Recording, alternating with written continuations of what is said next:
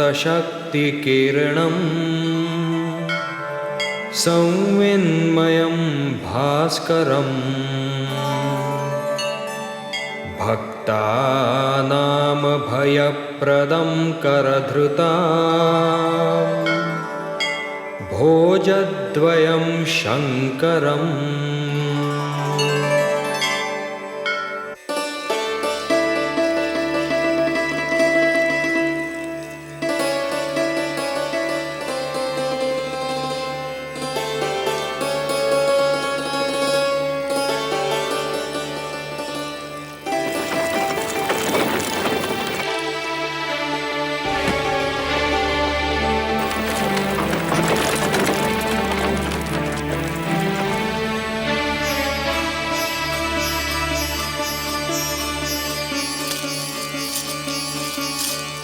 महामंत्री सुमंत आए। लिवाने आए हैं। ये मेरे राम को ले जाएंगे। मोह अंधकार होता है देवी, और यह हम आश्रम वासियों को शोभा नहीं देता। ममता को मोह मत कहिए, स्नेह को अंधकार मत कहिए स्वामी। वो भी श्री राम का स्नेह, वो तो सारे संसार की क्रूर से क्रूर विमाता के हृदय में ममता का मोह भर दे। मैं राम की विदाई न देख पाऊंगी।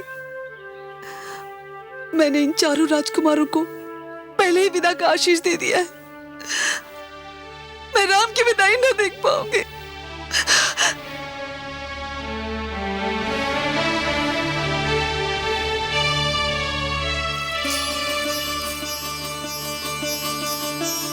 कुलगुरु, सुमंत का प्रणाम स्वीकार कीजिए। कल्याणम मस्तु। महामंत्री सुमंत, 4 राजकुमारों के लिए इतने अधिक वस्त्राभूषण? नहीं कुलगुरु, इसमें अयोध्या नरेश की ओर से भेंट सामग्री है। भेंट? किसके लिए? आपके लिए, माता अरुंधति के लिए कुलगुरु। हमारे लिए भेंट क्यों महामंत्री सुमंत? कुलगुरु, आज गुरु पूर्णिमा है। परंपरा अनुसार शिष्य अपनी ओर से गुरु को आज कुछ भेंट देता है। वो भेंट तो मैं अपने शिष्य राम से ही स्वीकार करूंगा महामंत्री। किंतु राम तो आश्रमवासी हैं, वे आपको क्या देंगे? महामंत्री, आप कहते हैं कि राम मुझे क्या देंगे? यदि राम नहीं देंगे तो फिर कौन देगा? वे तो आदित्य हैं, सूर्य है। वो सूर्य जिसके दर्शन मात्र से अंधकार छंट जाता है और रात्रि समाप्त हो जाती है। आपने तो मुझे निरुत्तर कर दिया कुलगुरु। इस समय आप हम गुरु और शिष्य के बीच में जो आ गए महामंत्री। आप चारों राजकुमारों के वस्त्राभूषण ले जाकर उनके निवास पर छोड़ दीजिए, और शेष भेंट सामग्री महाराज दशरथ को सधन्यवाद लौटा दीजिए। मैं उसे स्वीकार नहीं करूंगा। कुलगुरु, मेरा निवेदन है कि आप इसे अपने आश्रम कोष में संग्रह कर लीजिए। संग्रह कर लूं? धन का संग्रह? मैं धन को जोड़ने लगूं महामंत्री सुमंत? सुमंत, राजा, मंत्री और गुरु को धन संग्रह का लोभ कदापि नहीं करना चाहिए। यदि राजा धन का संग्रह करता है तो उसकी प्रजा निर्धन हो जाएगी। यदि मंत्री धन का संग्रह करता है तो व्यवस्था में भ्रष्टाचार व्याप्त हो जाएगा, और यदि गुरु धन का संग्रह करता है तो प्रजा अशिक्षित रह जाएगी। शिक्षा धनवानों की दासी बन जाएगी, और यह वशिष्ठ विद्या की देवी अपनी माता सरस्वती को दासी कदापि नहीं बनने देगा, कदापि नहीं। धन्य है ब्रह्मर्षि वशिष्ठ, आप धन्य हैं। क्या हुआ देवादिदेव? महादेवी, गुरु कैसा हो, गुरु की भावना कैसी हो, मैं उसके दर्शन कर रहा था। जब गुरु बृहस्पति हो तो उनके शिष्य देवतागण स्वर्ग के अधिकारी होते हैं, और यदि गुरु शुक्राचार्य हो तब भी उनके शिष्य दैत्य, राक्षस दानव पाताल के निवासी होते हैं, किंतु मेरे आराध्य श्री राम के गुरु तो वशिष्ठ ही हो सकते हैं।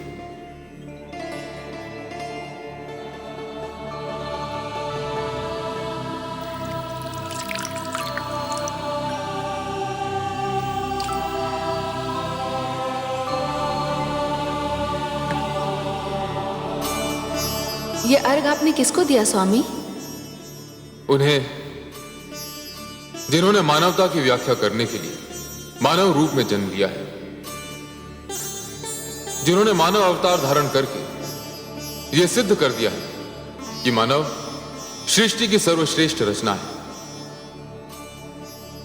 आज एक महान शिष्य अपना विद्यार्थी जीवन समाप्त करके एक महान गुरु से विदा लेने वाला है। महादेवी, आज मेरे राम गुरु पूर्णिमा के दिन अपने गुरु को क्या भेंट करेंगे, मैं इसकी प्रतीक्षा में हूं।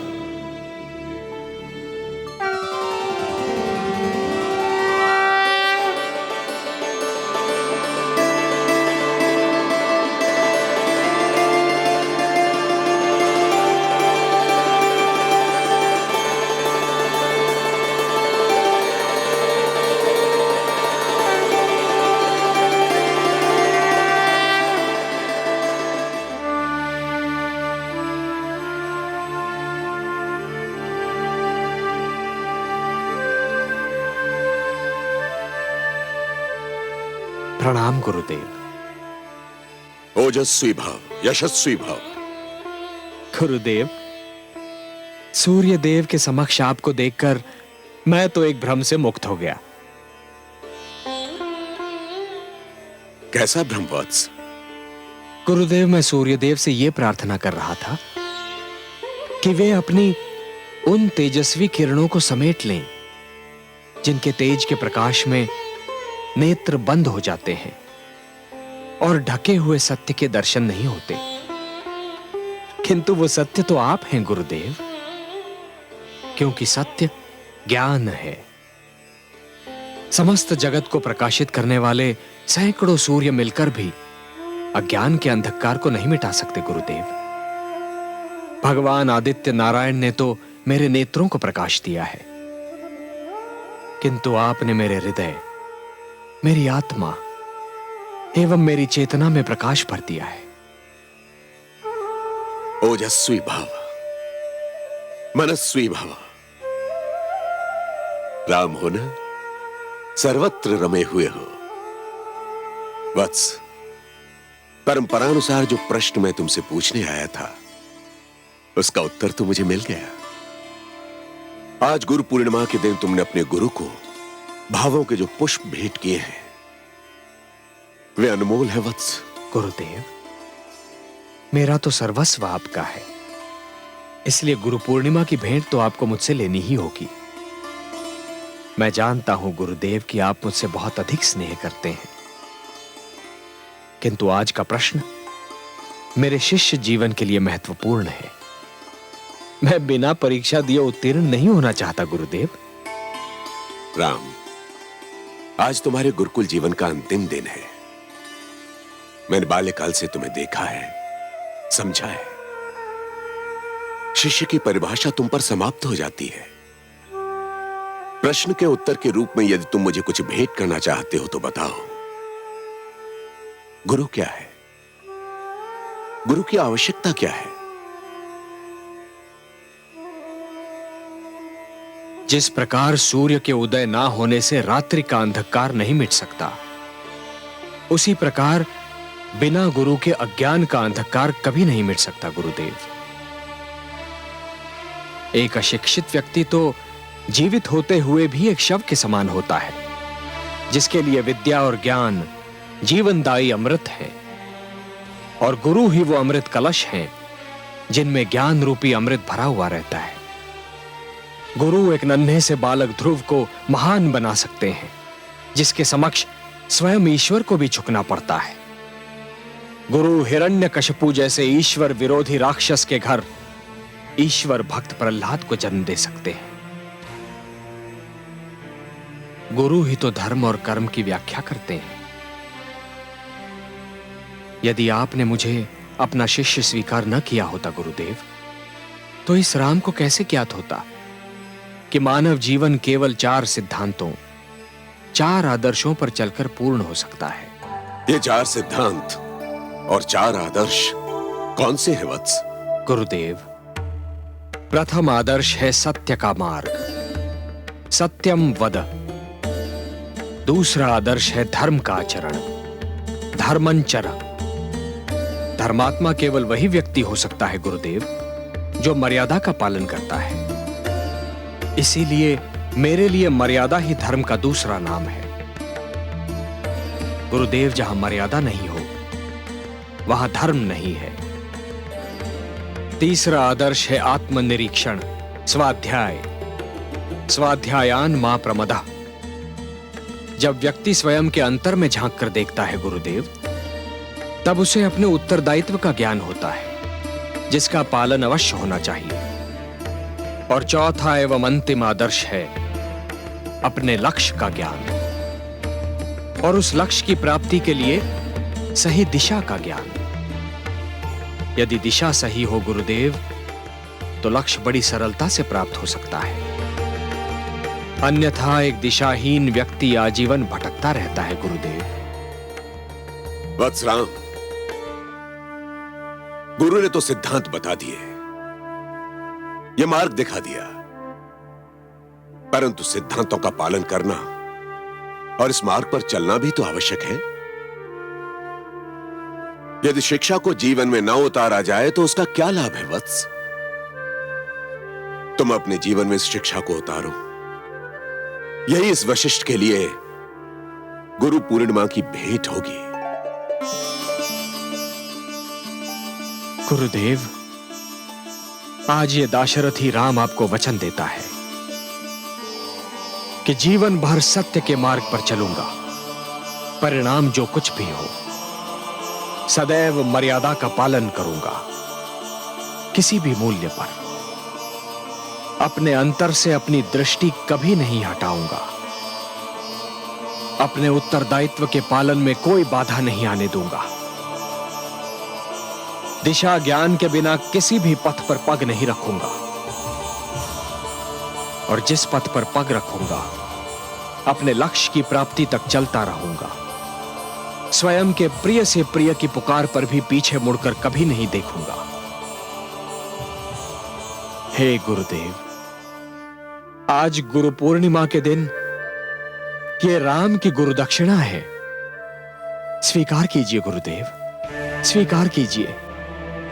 आज शरयू के तट पर यह राम का दृढ़ संकल्प है।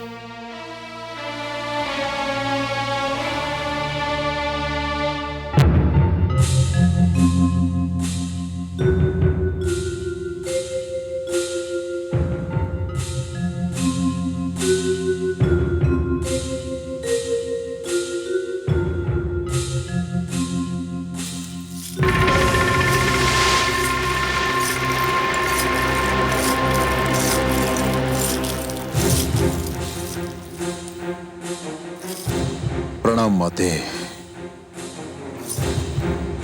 माते, आज आपका पुत्र रावण नहीं, आपका शिष्य रावण आपके चरण स्पर्श करने आया है। आप तो मेरी माता भी हैं और मेरी गुरु भी।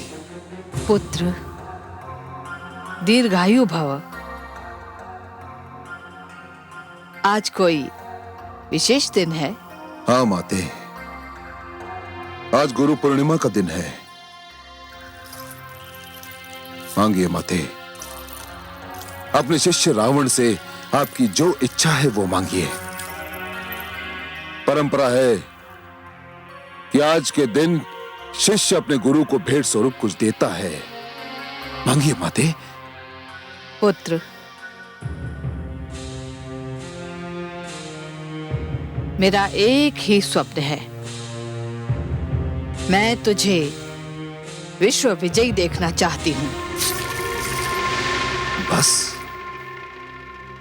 इतनी छोटी सी भेंट माते? नहीं पुत्र, ये मेरी इच्छा है। यदि कुछ देना चाहता है तो एक वचन दे दे। आज्ञा करे माते। पुत्र, आज के पश्चात गुरु पूर्णिमा की बात मेरे समक्ष कभी मत करना। मैं तुझ में तुम्हारे पिता के संस्कार देखती हूं तो भयभीत हो जाती हूं। वो तुझे ऋषि बनाना चाहते थे, परंतु मैंने तुझे राक्षस राज रावण बना दिया है। पुत्र, मानव दुर्बलता से अपने आप को दूर रखना यही मेरी इच्छा है। तो ठीक है माते, आज के पश्चात आप ये शब्द मेरे मुख से कभी नहीं सुनेंगी, कभी नहीं। माते, मैं अपने पिता का पुत्र नहीं हूं, मैं तो अपनी माता का पुत्र हूं। मैं देवताओं और मानवों का घोर शत्रु हूं और सदैव रहूंगा। यह लंकापति रावण का वचन है आपसे माते।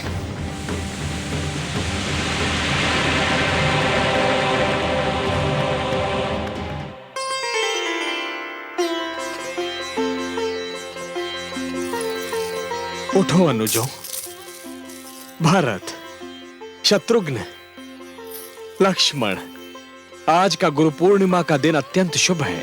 भ्राताश्री, आप हम सब में ज्येष्ठ हैं। पिता की अनुपस्थिति में ज्येष्ठ भ्राता ही पिता समान होता है। हाँ भ्राताश्री, गुरुदेव के समक्ष भेंट स्वरूप मैंने उन्हें यही वचन दिया है कि मैं सदैव आपकी छाया बनकर रहूंगा। जहां श्री राम होंगे वहीं लक्ष्मण।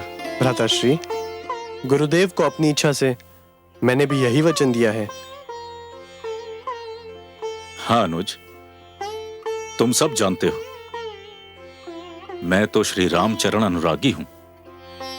यदि कोई त्रिलोकी समक्ष समस्त ब्रह्मांड का राज्य देकर भी मुझसे आपको मांगे, यदि आपको त्याग कर मुझे ईश्वर भी प्राप्त हो, तो भी मैं कभी स्वीकार नहीं करूंगा। मैं तो आपका अनुज भी हूं एवं सेवक भी। भारत, मुझ पर तो आप दोनों ही भाव बनाए रखिए।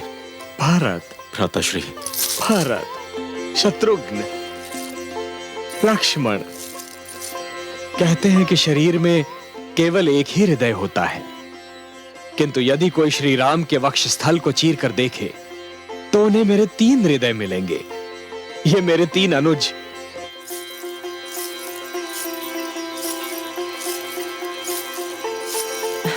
प्रणाम महाराज। प्रणाम धाय मां। अच्छा हुआ आप मिल गई। कृपया महारानी कैकई को सूचित कर दें कि हमारे चारों पुत्र राजभवन लौट रहे हैं। महाराज, ये तो बहुत ही शुभ समाचार है। आपका बहुत बहुत बधाई हो। मैं अभी जाकर महारानी को सूचित करती हूँ कि मेरे भरत राजभवन लौट रहे हैं। अभी जाकर सूचित करती हूँ।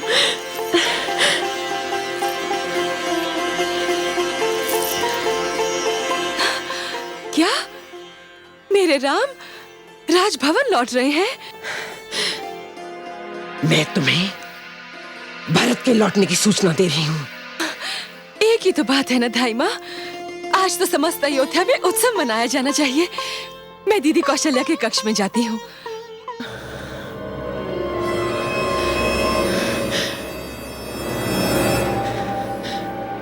ये नहीं सुधरेगी। राम के लौटने से बहलाई जा रही है। भरत के लौटने की कोई प्रसन्नता नहीं।